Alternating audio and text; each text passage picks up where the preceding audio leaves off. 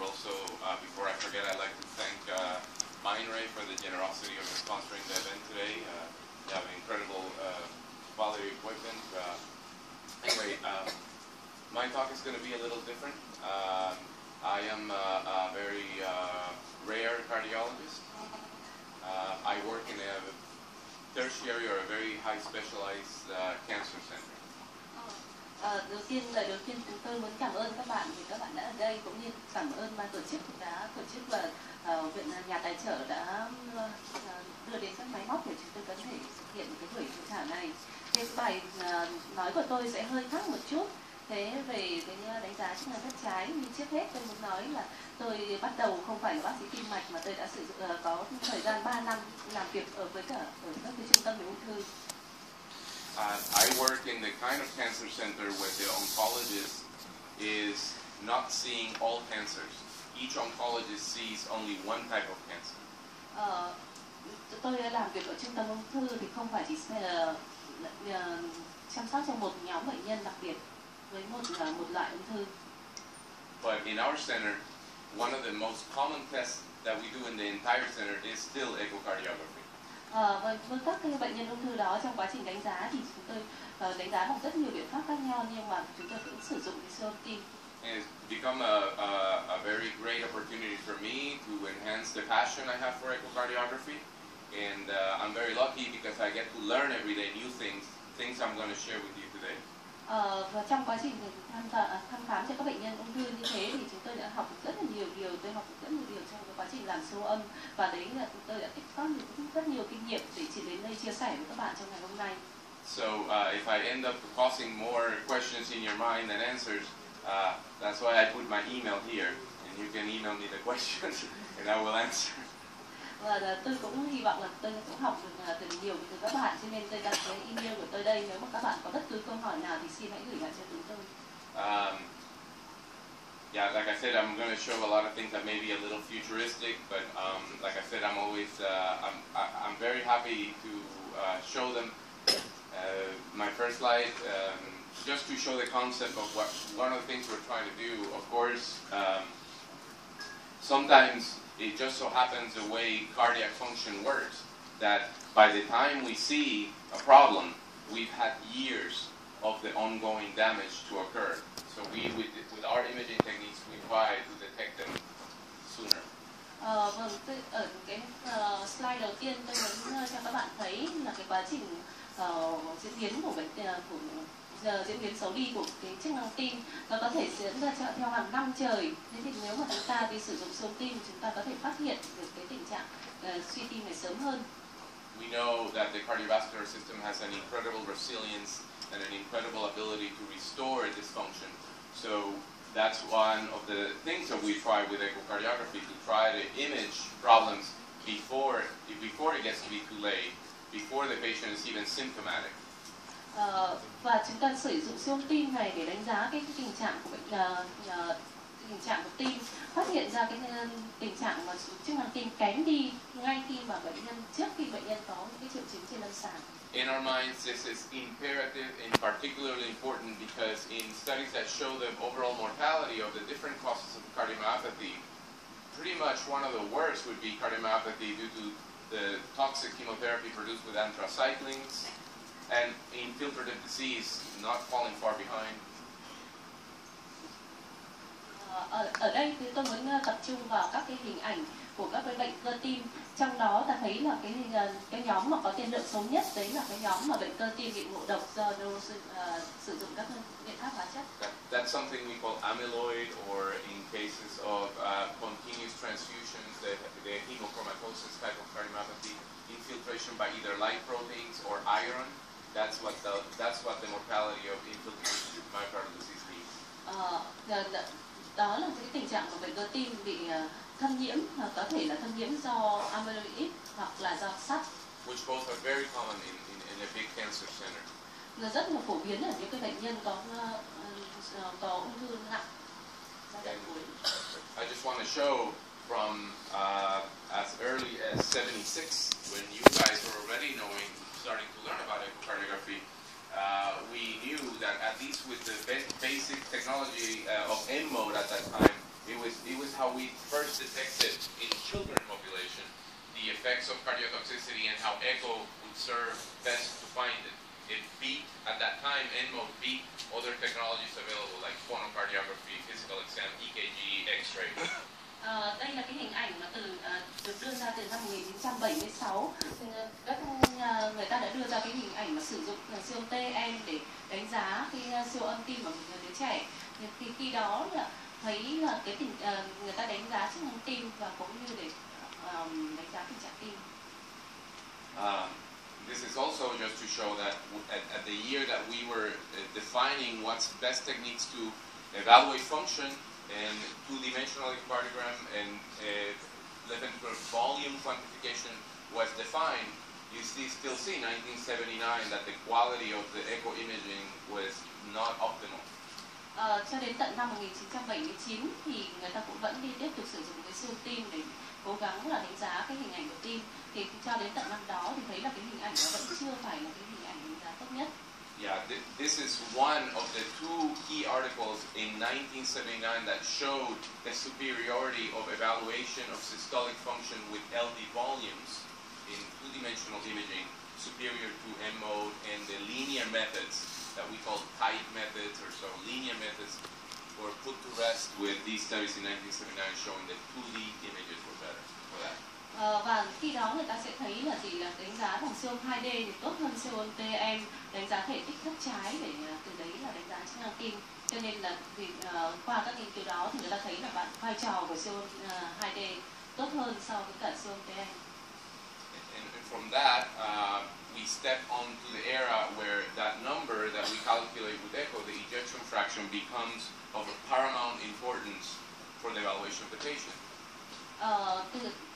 Đây là đánh giá cho thấy là các từ theo dõi dọc bệnh nhân qua nhiều tháng từ khi mà bắt đầu nghiên cứu phân ra các cái nhóm bệnh nhân với cả các chức năng tim khác nhau.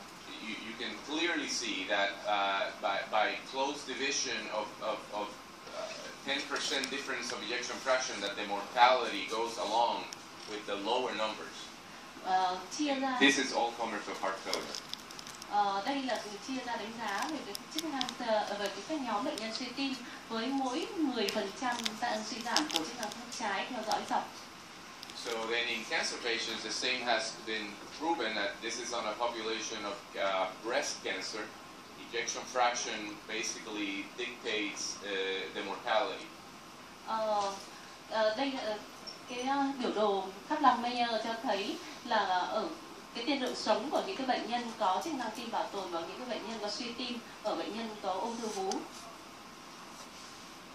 So in our lab, we are very interested in accuracy of ejection fraction, and obviously we prefer volumetric assessment of ejection fraction for our patients. We have come very far by using the drawing for this measure, and we have come up with our own set of rules for all of our readers to use. Ở trong cái phòng siêu âm của chúng tôi thì chúng tôi rất là tập trung vào cái việc mà đánh giá chức năng thất trái. Thì chúng tôi đã chúng tôi đánh giá một cái nhiều phương pháp khác nhau và chúng tôi đã đưa ra các cái nguyên tắc trong cái việc đánh giá chức năng thất trái như vậy. There are no set rules. This is a drawing on a digital format. Everybody draws different, but we're looking for a fraction. So as long as you follow our general rules where the base and the apex are very important to identify in end diastole and end systole, that we pay much more attention at the curvature of the base because the base has the largest volume. I have all these rules here, basically.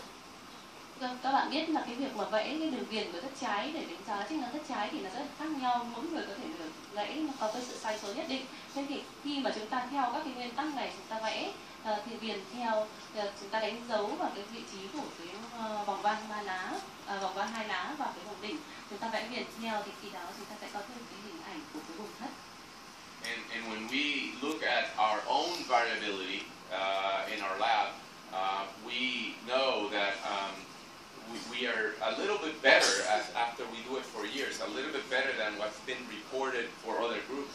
Our absolute variability for non-contrast or plain to the echo is under 10%, and if we use contrast, it's right at 5%. That's much better than other groups have reported. But we have been doing this since 2008, enforced on every single case if we can. Ở đây thì chúng tôi đã vào năm 2014 thì chúng tôi đã đánh giá giữa hai nhóm để đánh giá cái sự khác biệt trong cái quá trình đánh giá. Với những cái trường hợp siêu âm tim mà đánh giá thông thường không sử dụng cản âm thì cái sự khác biệt giữa các lần đo là khoảng 9%, nhưng nếu chúng tôi sử dụng cái siêu âm có cái cản âm thì cái sự khác biệt này chỉ còn 5%. So it's not uncommon when we have reported an ejection fraction of 50% in our biplane method of this method, 49.6, so we round up, and we found that on single photon or nuclear techniques we are right on the money. This is not very uncommon in our lab, that our correlation, this is where that 49 come from. That we are spot on with the other competing technologies. Ở đây thì chúng tôi khi mà ở cái siêu âm trước thì chúng tôi đánh giá một bệnh nhân thì thấy là cái chức năng tim, chức năng phân số tống máu của thất trái là 49,5%, chúng tôi làm tròn lên là 50%. Thế ở đây là chúng tôi sử dụng cái phương pháp đánh giá hai buồng và phương pháp xính sơn. Thế thì khi đó thì chúng tôi đưa ra là 50% và so sánh với cả cái phương pháp mà xạ hình thì cũng thấy là rất là tương quan chặt, là cũng là 49,5%. This is just another example. A woman with breast cancer, and in this case we're using 3D volumes, and we had measured 45.9, and the oncologist had done a MAGA before, and he measured 44.7. So this is not uncommon after we practice so much on our own rules and measure 2D volumes on everybody that we get very accurate. Ở đây thì với một cái trường hợp bệnh nhân 63 tuổi có ung thư vú thì các bạn thấy là cái hình ảnh chúng tôi cũng đo được là 49%. Thế tức là cái khi mà chúng tôi làm theo các cái phương pháp như thế thì chúng tôi cũng đo được là 44% trên xạ hình, thì đấy là cũng qua các lần đo thì cũng rất là chính xác. When we opened our echo lab in the Anderson, there was much more patients that would get MAGA. For example, MAGA is a nuclear scan for ejection fraction. By now, years later in 2015, for every one MAGA is done at my hospital, 9 echoes get performed. So we completely took over that technology, and we proved that we are as accurate, if not better. Vào cái thời gian đầu khi mà chúng tôi ở trung tâm này thì tất cả các bệnh nhân là đều được đánh giá chức năng phân số tống máu bằng cái phương pháp xạ hình. Thế nhưng mà cho đến bây giờ thì càng ngày chúng tôi làm càng tốt hơn, cho nên bây giờ chỉ có một bệnh nhân đánh giá bằng phương pháp xạ hình, trong khi có 9 bệnh nhân được làm bằng siêu âm tim. Đấy là cái bằng chứng cho thấy là chúng tôi làm càng ngày càng chính xác và tốt hơn. I really wish I learned Vietnamese last night. This is an example of how much better things can get when we use contrast. Contrast is a tool to help or enhance the view that we get with two-dimensional echo. In this case, for example, I can tell you clearly that without the contrast, I would have missed this huge left ventricular thrombus sitting at the apex of this patient's heart. Đây là cái hình ảnh cho thấy là vai trò rất là tốt của cái siêu âm cản âm. Nếu mà không có siêu âm tim cản âm trong trường hợp này thì tôi có thể nói chắc chắn là tôi sẽ bị bỏ qua cái hình ảnh huyết khối ở cái vùng mỏm của thất trái đó. The use of contrast was made basically mandatory after this landmark publication where they compared the accuracy. This was published in 1998. They compared the accuracy of the functional evaluation or ejection fraction calculation with patients that had poor visualization and the use of contrast, and basically concluded that when we do not see clearly two or more of the 16 segments of the heart, that contrast was far superior. Đấy là cái nghiên cứu vào năm 1998 cho thấy cái vai trò của siêu âm tim cản âm. Nếu mà với cả siêu âm tim cản âm thì cái hình ảnh đánh giá chức năng thất trái tốt hơn rất nhiều, đặc biệt là ở những cái đối tượng mà trên siêu âm tim thông thường chúng ta không nhìn thấy được ít nhất là từ 2 vùng vận động của cơ tim trong 16 vùng trở lên. Next in quality would be 3D. The advantage of 3D technology is that it eliminates a classic problem we've had with two-dimensional echocardiogram. The fact that I will always see the true apex on 3D. Một cái vai trò nữa trong siêu âm đấy là siêu âm 3D. Thế với là siêu âm 3D thì sẽ nâng cao cái vai trò của đánh giá chức năng tim lên rất nhiều. Ở đây siêu âm 3D cho phép chúng ta xác định được cái vùng mỏm tim chính xác hơn. We do in general about anywhere from 20, 21, 22% of all of our studies have a 3D ejection fraction in the report. Chúng ta thấy là trong các nghiên cứu bây giờ thì phải đến 20-25% nghiên cứu người ta công bố các kết quả là sử dụng siêu âm tim 3D. I'll go quick through these 3 slides to show that obviously, even though this is cardiac, but it comes from the very prestigious Journal of Clinical Oncology, that the standard for LV evaluation has been for many years MAGA and CMR. So the comparison of MAGA and cardiac MRI has been very small. And you see I flip to 3D again from one to the next. You still see the same, almost similar correlation values, one on top of the other, and the very limited difference, the delta in the one to the other. So MOGA, 3D, and now see the big change in variability with 2D. Ở đây thì tôi muốn đi qua nhanh những cái slide này, nhưng mà ở đây hai slide này cho thấy cái sự mà tương quan giữa đánh giá chức năng tân chu thất trái bằng siêu âm thành ngực với cả hai phương pháp là MOGA và cộng hưởng từ tim, thì ta sẽ thấy là gì ở cái nếu mà sử dụng cái siêu âm tim 2D thông thường thì cái độ tập trung nó không, cái độ tương quan nó không chặt, nhưng nếu ta sử dụng siêu âm tim 3D thì cái mối tương quan tim rất chặt với R lên đến 0,9. And then in comparison, like I had said before, in our lab, after a period of closely 5 years, we had a variability here of under 10%. You see how it is much more, 10%. This is a group actually from Canada that had been doing it for at least 2 years. So it can improve. Ở đây ta thấy là cái sự khác biệt giữa các siêu âm 2D so sánh với cả cộng hưởng từ thì là khoảng từ 10 cho đến 20%. Đấy là theo cái báo cáo của Hội ung thư của Canada. Cho nên là chúng ta vẫn còn rất nhiều điều để phát triển và đánh giá. So in summary, plain 2D echo, contrast echo, much more defined endomyocardial to cavity border, and 3D. This is in summary all the technologies we have for ejection fraction calculation. Ở cái slide vừa rồi các bạn thấy là gì? Đây là cái siêu âm tim thông thường, chúng ta vẫn sử dụng siêu âm tim 2D. Thế thì ta có thể nhìn thấy cái hình ảnh của thất trái. Nhưng nếu ta sử dụng siêu âm cận âm thì ta thấy cái đường về nội mạc nó rõ hơn rất nhiều. Cũng như là khi mà ta sử dụng siêu âm tim 3D có rất nhiều, như vậy là chúng ta có rất nhiều cái phương pháp để tiến bộ để đánh giá. I would say good, better, best. Chúng tôi có thể nói là với cái hình ảnh 2D ở trên thì đấy là chất lượng tốt rồi. Thế nhưng mà với cái sử dụng siêu âm tim cận âm đã chất lượng được cải thiện tốt hơn, và sử dụng siêu âm tim 3D thì là tốt nhất. And now, the next step has been an incredible advance in the technology. Now the systems, when I train, for example, would work at best at a frame rate, pictures per second, of 30 or so. The system now can do over 100 frames per second. Bây giờ thì tôi muốn nói thêm về cái sự tiến bộ trong đánh giá về strain, siêu âm strain. Thì trước đây thì là chỉ trong 1 giây chúng ta thu được 30 frame, nhưng hiện tại thì chúng tôi đã có thể thu được đến 100 frame một giây.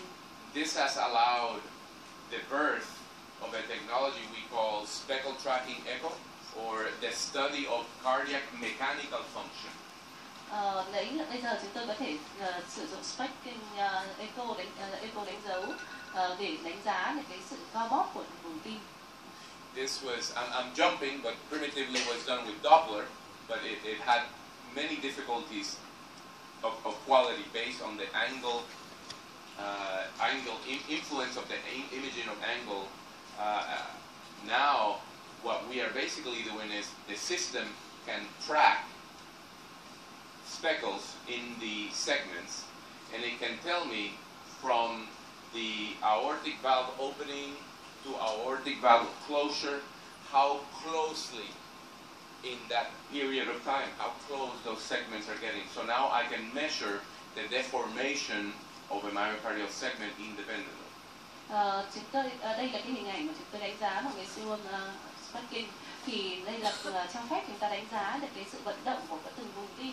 Thế từ các cái vùng mà so sánh về cái vận động giữa vùng mỏm và vùng đáy và vùng mỏm để xem từng vùng vận động ra sao. So to make it very simple, what I'm trying to say is that the machine at a very high frame rate, if the image quality is very good, then we can say that this segment, for example, minus 25%, is always expressed in percent. What I'm saying is that from the beginning of systole to the peak of systole, whatever was 100 millimeters apart, now is 75. They got 25% closer. Đánh giá cái sự biến dạng của đoạn cơ tim, tức là ví dụ ta nói là cái strain, cái sức căng của vùng cơ tim này là 25%, nghĩa là ban đầu độ dài của nó là 100 và khi co lại thì cái độ co ngắn lại nó là 25%, cái phần co ngắn tức là nó còn khoảng 70. And when we obtain this information from the three major views apically, the apical 2, the apical 3, and the apical 4, when they all put together, then we can form this polar map.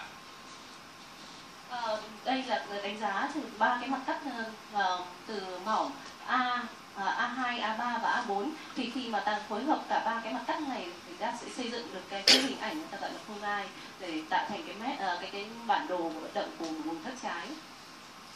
When it's all normal, it looks bright red like that. Nếu mà trong trường hợp bình thường thì ta thấy là tất cả các vùng đều có màu đỏ. I learned a lot from watching the normals. Tôi học rất là nhiều từ quan sát những trường hợp bình thường. If I see this, I have to clearly remember myself that this is only one dimension. This is only the longitudinal deformation of the heart, the length. Tôi luôn cố gắng để nhớ là đây là cái sự vận động của cái vùng các hệ vùng thành tim theo cái trục dọc. I want to go back very quickly. You see how the apical segments, the tip of the heart, is green and purple in this particular image. So when I see a normal, I always like to see that they all sort of peak at the same time. The segments peak at the same time, but the deformation back in diastole, so the re-lengthening of the heart, then occurs with much more efficacy at the apex as well. The apex is unlengthening in a special way, serving as the plunger to fill the heart for the next beat. Ở đây thì đây thấy là gì, là cái vùng mỏm là luôn luôn vận động như thế, nhưng mà là luôn luôn đạt đến cái đỉnh, là cái vị trí thấp nhất mà ông vừa chỉ. Và ông cũng chú ý đến cái việc mà sau đấy là nó trở lại cái hình ảnh ban đầu ở kỳ âm chương, thì khi đó là do cái mỏm nó vận động nó hơi cái đỉnh đi một chút từ cái vị trí ban đầu, cho nên là nó có cái hình ảnh tích đó. Now I also like to see this because I can interpose mentally the different coronary distribution for the entire heart on my polar map. So it really helps me learn where I can find the problems. Đây là cái phân bố giữa cái hình ảnh full map đấy với cả các vùng tưới máu của các động mạch như vậy, cho nên là có thể đánh giá được cái vùng tương ứng. Again, I don't want to forget that is only looking at the one dimension of deformation, the longitudinal deformation. The heart, as you can see in this loop, is a double helix of fibers that are bound at the apex. As you can see from this continuously playing loop, this is actually the heart of a cow that's injected with high pressure, and this is a high resolution CT scan, and you see what I'm trying to talk about, the reciprocal chain orienting from base to apex, one going this way and the other going that way. Nhưng mà chúng ta phải nhớ là quả tim của chúng ta không chỉ vận động theo một cái phương thẳng đứng, mà nó còn có cái hình ảnh gọi là xoắn mặt theo hai chiều khác nhau. Đây là cái hình ảnh của quả tim của bò mà chúng tôi đã tiêm cái hình ảnh các cái chất để làm hiện rõ cái các cái thớ cơ tim. Thì khi mà chụp CT lên thì ta thấy là gì, là quả tim nó vừa co bóp và đồng thời là có cái sự xoắn vặn ở theo hai chiều khác nhau, vùng rìa và vùng trung tâm.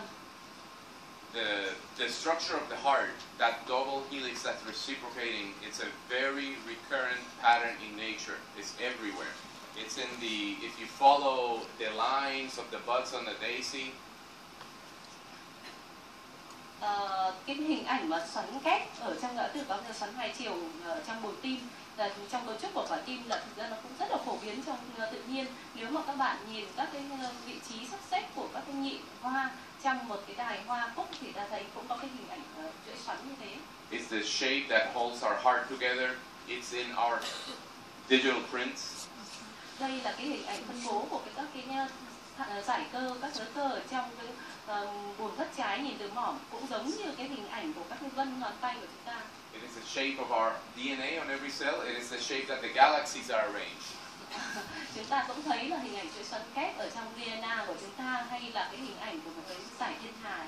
So it's very important to know that when we're talking and you see in the literature this value of GLS, longitudinal strain, is only that one deformation. Is not speaking of the entire heart. Cho nên là chúng ta không chỉ là nói về từng vùng đơn lẻ của quả tim, mà chúng ta phải nói về một cái tổng thể hoạt động của quả tim. If our heart could only deform longitudinally, our top ejection fraction would only be 15%. Nếu mà mình nói là vận động về theo phương thẳng đứng của quả tim, nó chỉ có 15%. If the fibers then would only do circumferential or radial deformation, our ejection fraction would be another 30%, maybe a total of 45% than our normal. Nhưng mà nếu mà ta nhìn theo cái hình mà theo cái phương là ngang hay là cái phương gọi là chu vi, thì ta thấy là cái sự vận động, cái phân số vận động của nó là lên 30%, thì như vậy lại là bình thường.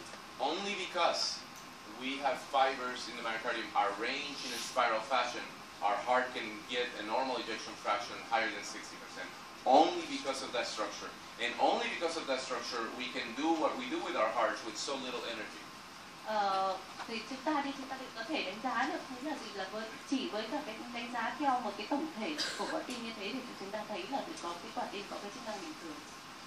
This is all beautifully explained in that article that I have referenced at the bottom. It's all in the printouts, but also in a YouTube movie called The Helical Heart. I used to see the movie that UCLA had posted, which was only 12 minutes long. Now they put the full movie about 2 weeks ago. It's 37 minutes long. I want everybody to see it. Bây giờ có một cái hình ảnh rất là thú vị về cái vận động của quả tim theo cái hình ảnh chuỗi xoắn kép đó, mà cái hình ảnh này đã được đưa lên YouTube từ 2 tuần nay. Cái movie này, cái clip này nó dài đến khoảng 17 phút, và tôi muốn tất cả các bạn đều xem cái hình ảnh này. If I had seen that movie and read that article when I was at your stage of training, by now I would be at least 10% as smart like Dr. Loy and Dr. Kai. Đấy, bây giờ thì tôi nghĩ là nếu mà sau khi chúng ta xem như thế này thì có thể là khoảng độ ít 11% của chúng ta cũng có thể hiểu được như là giáo sư Lợi và giáo sư Thải.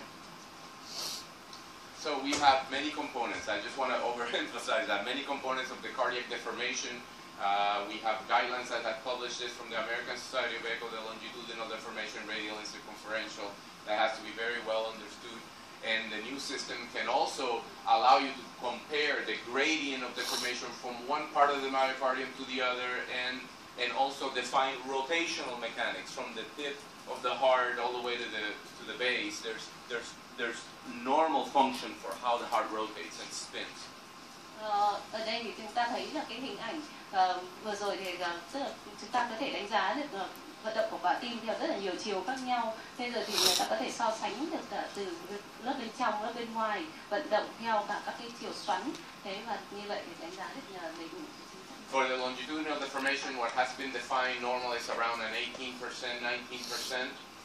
And it's been shown that that value has better predictive value for overall mortality than other things like wall motion score index and the ejection fraction. chúng ta có thể đánh giá được các một cái sự khác biệt về cái chức năng tim khác nhau từ trong cái lúc ban đầu. Sau đấy thì đánh giá về cái chức AS này là vận động rối loạn về cái mức độ vận động của vùng của thành tim này, thế và cái vận động của toàn bộ quả tim. And this is an example of when we report in our lab the values in the form in paper form with the wall motion score index, when the polar map of a strain, the different ejection fractions. The main use for deformation had been to try to predict dysfunction before it's visible at the level of ejection fraction. This was first published in 2009. Hình ảnh vừa rồi thì đấy là cho thấy là một cái mẫu báo cáo về kết quả, mẫu trả lời kết quả thông thường của chúng tôi, thì chúng tôi đánh giá thì rất là nhiều cái khác nhau, như là AS này, sau đấy là đánh giá về cái về cái vận động vùng chung. Thì nếu mà khi mà chúng ta đánh giá về cái độ biến dạng của cơ tim thì người ta sẽ thấy là cho cái giá trị đánh giá về chức năng tim sớm hơn khi mà chúng ta chỉ đánh giá về cái vận động với phân số đông máu. And I'm going to go straight to an example, and I'm going to then finish the talk there. So this is an example of a woman who's about to start chemotherapy for a breast cancer, and the ejection fraction initially normal in the 50% range. Đây là cái hình ảnh của một bệnh nhân có ung thư vú được điều trị bằng hóa chất.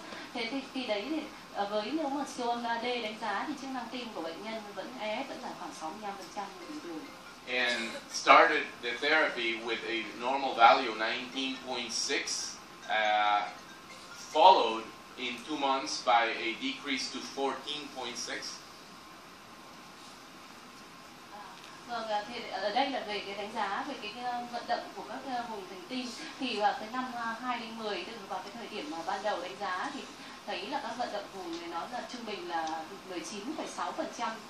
So this followed, and then exactly what we predicted. If the in anticipation. So basically, what I was showing is at the beginning, 2 months. Ở đây, vâng, để đánh giá về sức khỏe cơ tim thì trong vòng sau 2 tháng thì ta thấy có cái sự thay đổi từ 19% xuống 14%. And 3 months later, just as we predicted, the ejection fraction for that normal that you saw of 50-something%, now it went down to 42%. You see now the ventricle on this patient looks a little bit dilated, a little bit weak. Và sau 3 tháng thì ta thấy là cái AF của cơ tim là giảm xuống còn 41%, vùng tim có vẻ hơi giãn hơn và có bóp hơi kém hơn một chút. What I think that the future holds for this technology is also something incredible that I'm going to start calling pattern recognition. Tôi muốn nói về cái mà các cái thể mà nhận biết. For example, in the type of infiltrative cardiomyopathy we call amyloid disease, we see a pattern where only the apex stays normal. Với các cái trường hợp mà thâm nhiễm amyloid thì ta thấy là gần như các vùng thành tim bị ảnh hưởng trừ cái vùng mỏng. We have many examples. This is what an infiltrated left ventricular heart looks. Ở đây người ta thấy là gì, là cái vùng các cái hình ảnh như thế này, tôi thấy là cái vùng mỏng tương đối tốt. Not very different from other myopathies. So those, for example, these 8 patients, they all had the same low ejection fraction, the same calculation of left ventricular mass. They look the same, but amyloid showed that pattern different in the apex. Septal hypertrophy showed the decreasing only on the septum, and aortic stenosis and severe hypertrophy associated with it did show a completely different pattern. Nếu mà ta nhìn cái hình ảnh siêu âm thông thường, ta thấy là không có sự khác biệt lắm giữa các cái thâm nhiễm về amyloid với cả các bệnh cơ tim khác. Nhưng nếu mà ta sử dụng cái phương pháp này thì strain này thì ta sẽ thấy là gì, là với thâm nhiễm amyloid thì nó chủ yếu là tập trung vào cái vùng mỏng vẫn còn bình thường. Nhưng với cả bệnh cơ tim phổi đại thì là cái vùng vách nó đã giảm hơn. Các cái bệnh cơ tim, mỗi một dạng bệnh cơ tim nó sẽ có một cái thể hiện hình ảnh khác nhau. And because we know that number is so important, we have been changing and being perhaps more aggressive with our patients. This, for example, is one of my patients in clinic with amyloid disease, and started, the first time I saw him, 6.4, very little, very still normal in the apex, and we have been told, I grew up learning that amyloid disease, once infiltrates the heart, there's no chance of recovery. Damage is done. We cannot make the heart better. Đây là cái hình ảnh một bệnh nhân của tôi làm trực tiếp, thì khi mà làm một cái phương pháp strain này lên thì tôi thấy là gì, là cái vùng mỏm chỉ còn rất là nhỏ, một cái vùng rất là nhỏ, nó vẫn còn tương đối tốt. Như vậy thì tôi có thể nói luôn là bệnh nhân này thì rất là khó để phục hồi, tại vì cái quá trình thâm nhiễm nó đã diễn ra và cơ tim nó đã bị ảnh hưởng, gần như là không thể phục hồi được. And this is what I thought, but in follow-up, I'm going to show you very quickly that this led to be very aggressive and quickly send this patient for stem cell transplant. In time, better, better, better. So from 6, we basically went to 11% after quick transplant. This patient, in all of those echoes, had the same ejection fraction. Và đây là cái bệnh nhân này, tôi nghĩ là vậy là không thể phục hồi được, nhưng mà bệnh nhân này đã được sử dụng phương pháp là tiêm tế bào gốc, và tôi theo dõi theo thời gian thấy là cũng rất là thú vị, là cái vùng mỏng nó vận động phục hồi, nó cứ dần phục hồi lên, và đến cái khi mà sau mấy tháng đấy thì cái hình ảnh nó đã cải thiện hơn rất nhiều. Then the pattern that I just showed for type of infiltrative disease, completely opposite here. The apex here is out. The apex is not working on this side. Thì nhưng mà ta thấy là gì, là cái vùng vận động các vùng cơ tim nó phục hồi, nhưng mà riêng vùng mỏm thì nó gần như không cải thiện. This is a patient with chest pain, EKG changes, and abnormal cardiac enzymes, as if he's having an acute anterior myocardial infarction by the EKG appearance, by the clinical presentation.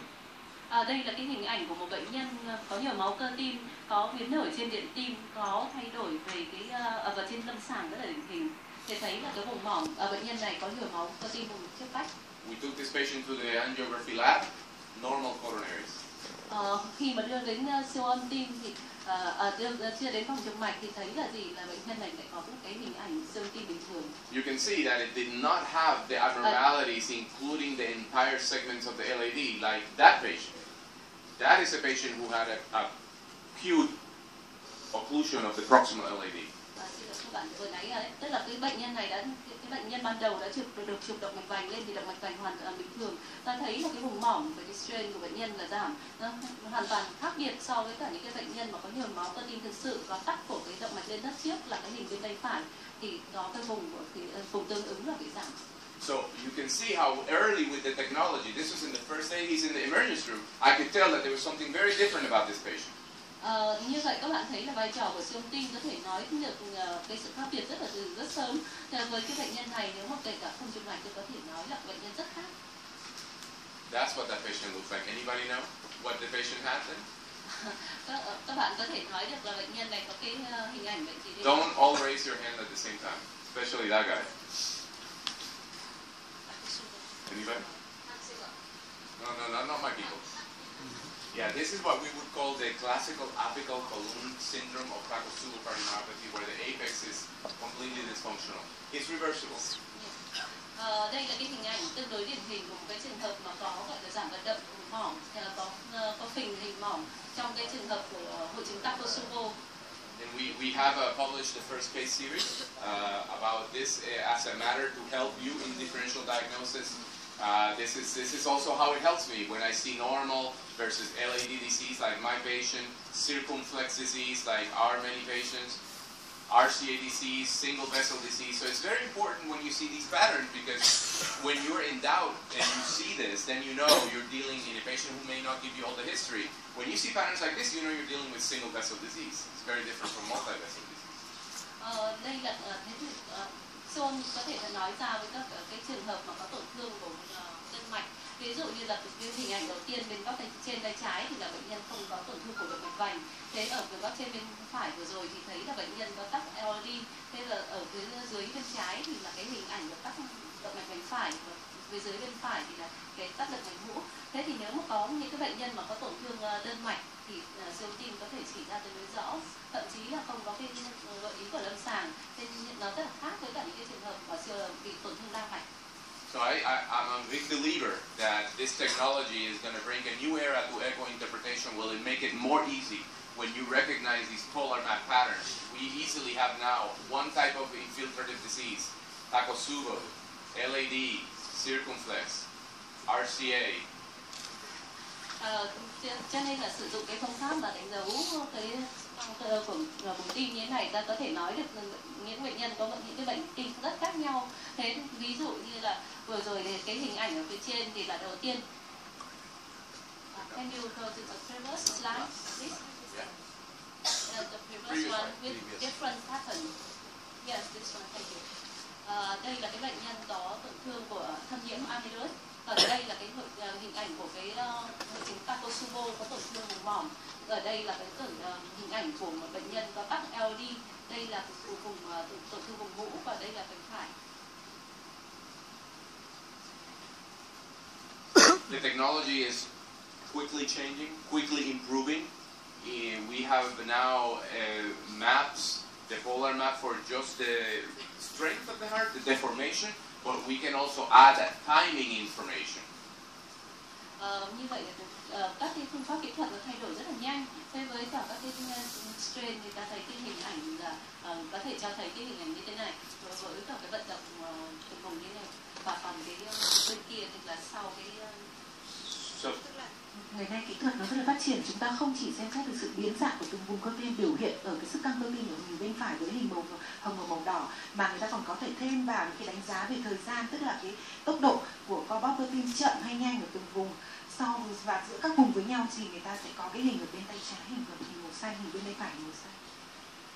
So, for example, in this case, what you see is someone who has still fairly preserved function of these segments, and these segments also are matching in terms of time, meaning they are strong and they are on time.